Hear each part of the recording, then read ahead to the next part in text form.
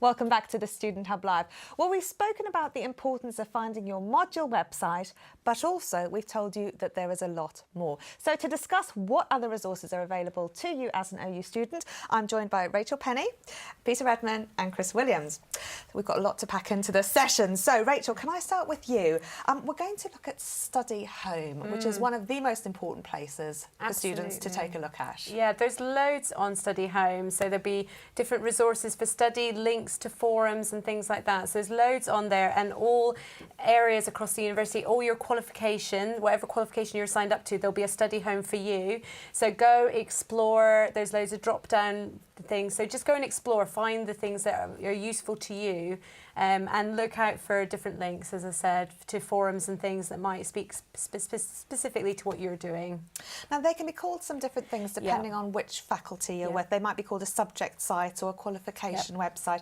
And we'll see if we can take a look at one in just a second. But why are these important resources for students? They're really important because that's where, throughout your qualification, they'll put resources on there that are relevant throughout your qualification. So if you're studying a subject like psychology, there'll be things that are, whatever modules you're doing at the time, whatever levels you're doing, there will be resources there for psychology students, and it would be the same for other qualifications as well. And they also have different areas as well. So for example, on the psychology one, we've already got up and running an area with resources for students that are studying more than one module at a time, the 120 credits, for example. And there's a forum specifically for students. It doesn't matter which module they're studying, they can access a forum where they can speak to people who are also studying combinations of modules. And for those, the module websites are limited because they're studying more than one. And so that allows them to bridge the gap. And I know that other areas of the university are putting together resources like that as well. So whatever you're on, there will be resources coming into play if you are that kind of student who is working at high intensity. So when might students want to go and visit some of these spaces? So I would go at the start, go and sort of see what's there, because then as you're studying, you're saying, oh, I need something about this, and you'll remember that there's something there. So go and just explore, click on the links, click on the tabs, just get a feel for what's on there. And they'll have background information, maybe spotlights on particular people. They'll also flag up what is happening for that qualification. You know, is there news, are there events, maybe library workshops that'd be really useful. So keep going back. It's a good starting point, and get used to what's on there, because as you go through your studies, you'll probably want to keep coming back, and knowing what's on there is going to help you fast track to what you need to know. Now, one of the best things, in your opinion, is the interactive time planner tool. Absolutely. I think that for every student, time management is a greater or lesser issue. I mean, let's be honest, everybody, whatever we're doing, we always need to be working on our time management and understanding what's putting the demands on our time. So there's a really great interactive tool that the university has created. It's not specific to any subject or any qualification. It's a generic, would apply to anyone. And you literally plug in what you do each week, what hours you're doing it, and it'll help you get a sense of where are those good places where, or it might flag up that you don't have as many as you thought you did, and you might need to look at what you're doing. So it's a really lovely, simple little tool. It's very interactive, and you're clicking in and out of different types of things you do, from leisure to work to caring commitments, whatever it is, and you can really personalize it to you. And so it's really helpful for anyone. just be aware, you might have less time than you think you do in your week. Oh, no, absolutely. It's very important, because I keep thinking I will get up early, and then it never really happens. Yeah. I know that feeling well. Okay, brilliant. So qualifications and subject sites, really important to get that information, to have a feel for what's there and know when to use it. Absolutely. But right now, I guess a lot of the priority is on module start. And perhaps students just those few days beforehand could log on to that, but they could also maybe start to think about some of their study skills. So Peter, study skills are your area here. Now, we've got the Help Centre, and we should have some slides here that we can show students about where to find the Help Centre from their student homepage. So Help Centre is a really important thing. Why is that? Well, the Help Centre's got lots of useful information on it, advice, guidance, so forth. But if you go to the left of the screen on Student Home, click on Help Centre, then you'll see there's a list called Step 1. If you go down there, you'll find Study Skills. And if you click on that, then you'll get into all this other study skill specific, really useful, helpful information, guidance, advice, support about a whole range of things, everything from essay writing, note taking, how to be critical in a positive way, and it's not just for one subject, it covers everything from maths, social science, arts, so lots of really good, useful information there. No, it's brilliant. And there's a link to that on the resources page as well on the Student Hub Live website if you'd like to take a look. But as Peter says, otherwise it's from your student homepage. What I like about it is there's some brilliant booklets. I particularly like the critical thinking one. So there's some brilliant booklets, but there are also some interactive things you can do online as well. Yeah, well, there's lots of interactive activities you can do. And there are also videos that are quite exciting when you get to hear advice from actual tutors. So there's one I really like about essay writing, and also student reflections and things like that. So there's loads of stuff to do. It's not just text-based. It is quite exciting and fun to use. And as you say, it also links out to other resources. So there are booklets there are resources on the library homepage and that kind of thing as well. Now, there are also books, because digital books are one thing and they're a great thing, but students also like other books. There's OU study skills books, and I'm not sure whether or not we've got the picture to show people, but we've got some here as well, one written by your good self. That's right. Okay, so if you want to, I mean, the stuff on in the Help Centre under the study skills is a good general introduction, and then there are some resources that allow you to go a bit further. If you want to go further still, what you might want to do is purchase some of these study skills books. The OU does a range of them, but you don't have to buy OU ones, although one of the advantages of the OU ones is that they are OU specific, so they're relevant to your own studies. But there's a famous one by Andy Northedge called... We've just shown that on screen to students. Just shown that, great. That's the good study guide, and there are versions for arts and sciences as well. Mm-hmm. And that's got general advice covering a whole range of study skills issues. And again, if you want to go into even more depth, then you might want specific books covering specific issues like essay writing, which is one that I co-wrote, called Good Essay Writing for Social Sciences. Co-wrote it with Wendy Maples. It's now in its 5th edition. Available from all good bookshops. Yes, no, absolutely. So what would you recommend that the students do then in terms of right now at module starting next week? Would you recommend they start looking at some of these books, and when might they be appropriate? Some students have said that they're quite anxious because they haven't written essays for quite some time. Okay, I would say that a good place to start is with the more general information on the study skills in the Help Centre. But the thing to remember is you're going to be coming back to these because it's all about practicing your own skills, finding your own academic voice and so on. So it's not just a question of reading something and then you'll get it once and for all.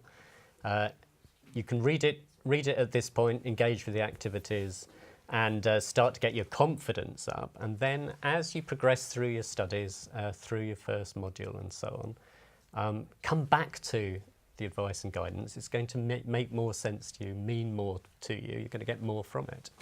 So that would be my advice. Brilliant. Thank you very much, Peter. Now, Chris, you're here to champion Openlearn, and people are talking in the chat about the Bok being an OU student. There's a lot of love for that out there in the chat. Scott and Nabila, what do people say about it? The Bok.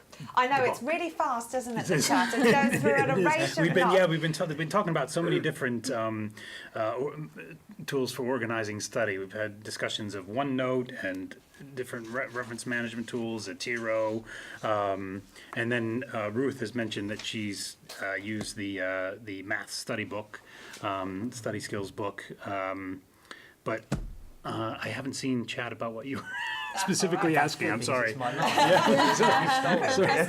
There's so much I might have missed it, but yeah. And if the time you're watching and the chat is moving fast, because I know it is, there's a little pin button on the top right-hand side of the chat box, so you can pin it and scroll through. And also there are different versions of the interface. So on the bottom right-hand corner, you can click on the little layout box, and you'll have 3 choices of layout, so you can choose the one that's right for you. And if you just want to watch the video, then that's absolutely fine as well.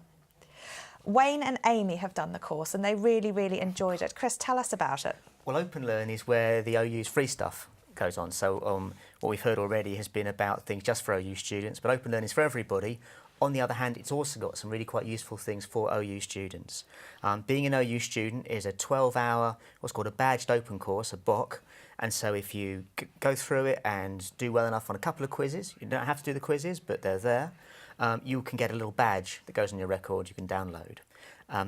12 hours notionally study time, but it's not at any particular moment, and so it's 12 hours worth of material online. You can go through it in a mad weekend, or you can have a look at a couple of hours every week, or you could just skim the contents page and think, oh, that's something I want to find out about, I'll click on that. It's a series of short videos, short bits of text. The idea is to just try and sketch the landscape of why being an OU student is different from being a student elsewhere, and why it's different from not being a student at all. So it's trying to give everyone just the sort of basics of what they might need at this point. One of the big problems with starting new things, of course, is this desire to know as much as possible right at the very start. And I think, as Peter was just saying, you're not going to be like that. No one's ever going to be able to get all the information they need for all of their study in at week number 1. So what we've tried to do is to sort of condense and collate some of this stuff. And this is the 12 hours that we thought would be about the most important for most people. And there's a link to that on the resources page on the Student Hub Live website. Chris, you mentioned Openlearn more generally. Let's take a look and see what Openlearn looks like then. So when students enter the website, they will meet a beautiful turtle. Currently it's a turtle, but who knows how long the turtle's going to last. I hope for a long time. Like a lot of websites, the best way to deal with this is just to sort of play on the tabs, see what you're after, spend a few minutes looking around, and maybe occasionally try a search and see what happens. There's a bewildering variety of resources there: animations, cartoons, audios, stuff that we wrote specifically for OU broadcasts over the last few years, even some games, which are quite good fun. And it's also got a number of different courses on there as well. So every OU module, so for example like AA100, will also have one or sometimes 2 Openlearn courses, which are extracts from that module that we put out for the public. Often we will muck around with them slightly, maybe make them a little simpler than the one that goes in the module material, and it's just a way that's quite useful both for the public to find out what we teach and to learn things, but also it's actually quite useful for OU students as well. If you're at the start of your study and you're thinking, I wonder what it's like studying level 3 science, for example, you can look at the content, representative bits of the content of these level 3 modules anytime, and think about, well, how will that influence the choices I make, the things I want to specialise in as I go through in the next few years. The thing I like is you can search both by subject but also by various other functions like levels and hours and things, so you can find something depending on what you're after. That's right, or you can just click on the little short video. If you've only got 5 minutes, you can just think, right, I want to look at all the videos that are less than 5 minutes, see what's most interesting and click on that. So there's no excuse then. There's always, I think, like every single resource, there's always an excuse. I mean, we're going to tell you about a whole bunch of different things, and not everyone has to look at everything. Sometimes I think the amount of advice from different, the OU can give to new students from about 8 different directions, and you haven't got to look in all 8 things. Yeah. So there are some standalone courses as well, aren't there? Yes, these are the box that we mentioned before aren't just the being an OU student, but there's an increasing number of them, often 12 or 24 hours of study. And then the module-based courses, every single module has some sort of course as well. And as well as this, there are some very short, interesting, fun, bite-sized bits. I have arguments with my colleagues sometimes. I think you can actually get quite a lot of information into a 60-second animation if you think about it quite hard and you use all the resources you've got. And I don't think it's dumbing down. I think it's a really useful and easy alternative to looking something up in the dictionary that can get ideas, sometimes quite complex ideas, across really easily. And so, well, in addition to looking for gin or biscuits, I think our students would look for animals, because we've had a lot sent in to us today. What's your favourite? Favourite animal? Well, there's the... what I do no, like the favourite Openlearn course on animals. On animals? Animals in the extreme. It's extreme animals. They're extreme. I don't know if they fight crime or not, but I would like them to. This lizard looks like it's not really exactly. up for it. I mean, look at that. We've got this, Well, I don't know. You've not seen that lizard be challenged. There are... But I find it almost depressing, the amount of marvellous stuff up there that I'm not going to have a chance to have a look at. There literally thousands of hours. You know, sometimes it can be quite daunting. But have a look, have a play, see what you're interested in, and learn some random things. But not yet. This week you get the induction stuff, then you get your first TMA. Save it till Christmas. Now, there's some lovely, you mentioned videos, and there are some that I really love, which are the Go the Distance. There are all sorts of things, but they're quite nice bite-sized chunks and tell you really important things. What sort of things do they tell you? What's great about Go the Distance is this is a series of videos and short bits of text, again about being a distance learner, not as specific to the Open University as being an OU student is. They're just sort of snapshots, sometimes warts and all snapshots of different experiences of students, but also of tutors and of student support staff as well, about how you can maybe make your study a bit easier. There's one that I don't know if we're going to play out on. Am I allowed to? I think so, yeah. Of a student explaining the secret to what happens if the material you've got to read for your study is so boring it actually sends you to sleep. How do you deal with this? And I'll leave it, watch to the end. I'm sure that would never happen, Chris, unless you were doing mathematics. Oh, I shouldn't say that. Some things are, we try and make it as interesting as possible, but some things are inherently boring beyond our ability to make them interesting. Not much, but a bit. But there are, But what I like about that is it's a trick of the trade. You learn tricks of the trade as you're studying. Think I'll do the difficult bit then, I'll do the easy bit then, and I'm good at this, I need to get better at that, I'm good enough at this. And what's good about Go the Distance is it shows you people who've kind of gone through that process and have learned a few things, telling you about it.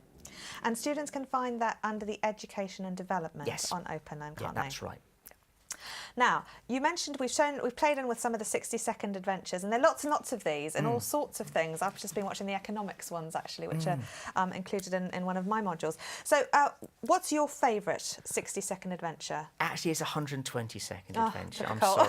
sorry. I managed to get the Iliad and the Odyssey down into 2 minutes each last year, and that was quite fun, just trying to get the plot of a very long, epic poem in Greek down to a 60-second animation. And so it's a really useful way of just learning an awful lot about something quite complicated, and you can watch it 2 or 3 times. They're absolutely brilliant. I love those videos. They're excellent. Now, we're nearly out of time, but I'd just like to show students the BOC, which is what we started talking about, actually, which is the Being OU Student.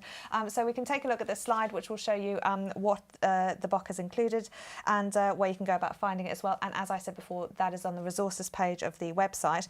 We're going to show one of the videos, which is the invisible hand, and then I think we're going to play your other video, Chris. If not, we'll put a link to that on the website so people can see it also and find out what to do. What is the outcome? What? Do you really want me to give away the ending? Wow. Oh, very well. Typical. It involves ironing. Audiobooks and ironing. Excellent. Well, thank you all so much. Now, I've asked if you would like to contribute to our hierarchy of needs. Would anyone like to put anything on the hierarchy? I would like to put this plate. I think it's important to, once you've done something complicated, perhaps a high-stress thing, to have a snack. Well, it wasn't that complicated, Chris, but I take your point, Peter. Well, I've got a banana. Good. Which isn't about eating in this case, because what it represents is banana skin. Right. And what it means is you're going to make mistakes, and you're allowed to do it. Learning is all about learning from your mistakes, so be happy about it. That's a lovely idea. Thank you very much. It goes perfectly with our apple, Excellent. which I had earlier. Rachel. I've got a cup because for me, I drink tea all day when I'm working, and when I was studying, I would force myself to take a gap every hour or two and go make myself a cup of tea just to get my brain off what I was doing, come back to it refreshed. Even a 5-minute coffee break or tea break can make a massive difference to your productivity. Otherwise, people fall asleep, get slumped, and they stop being able to read something. So there you go. Cup of tea, cup of coffee, whatever is yours. You can go with it. Perfect. Scott and Nabila, how's everyone at home? Well, there have been some suggestions for possible additions to the fizzy drink at the bottom. Maybe something harder to go in that drink. Speaking of drinks, but no, there's still a lot of chat about various study skills resources going on. We had Callum asking about libraries, if they can go, there's online libraries and physical libraries. So we talked about the Sconnell cards that they can get online. And people are still talking about gin. Oh well, we've got a session from the library who can help with that, so they'll fill us in on all there is to know about the Sconnell card and how you can access the online library a little bit later in today's programme. Thank you all very much for coming in today. We're going to show you one of those Openlearn assets, which is the invisible hand, and then we'll have some more student stories where I'll be joined by Magda. See you in a minute.